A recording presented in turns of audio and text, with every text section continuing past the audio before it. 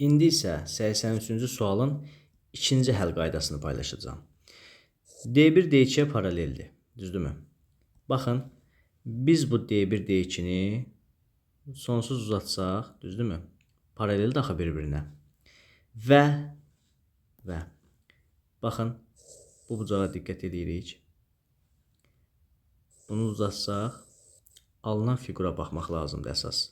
Alınan bir fiqur yaranır burada. Bura 5x plus 20-dirsə, bu bucaqda 5x plus 20-dir.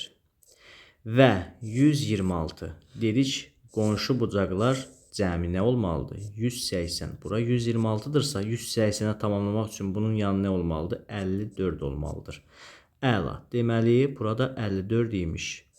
Gəlirəm qarşılıqlı bucağa. Biz öyrənmişik. Qarşılıqlı bucaqlarda bura x-dırsa, qarşısı da x-dir. Deməli, qarşılıqlı bucaq olduğunu görürəm, düzdürmü? Və burada diqqət etsək, 4x plus 70 daxı.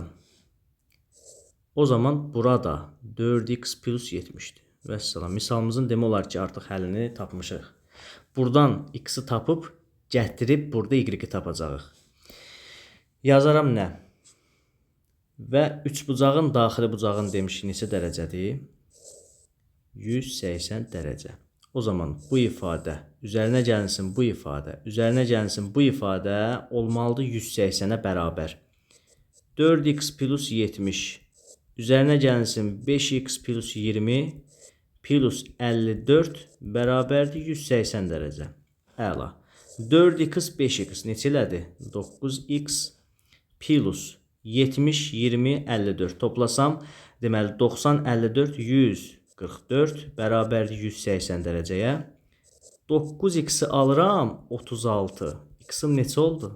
4. Bayaq neçə tapmışdıq? 4 tapmışdıq. X-im 4-dürsə, gətirib bu ifadədə yerinə yazsam, olacaq nə?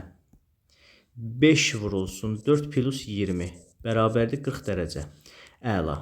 Bu balaca bucağı mən tapdım 40 dərəcə. Və y-im neçə olacaq? 140 dərəcə. Vəssalam.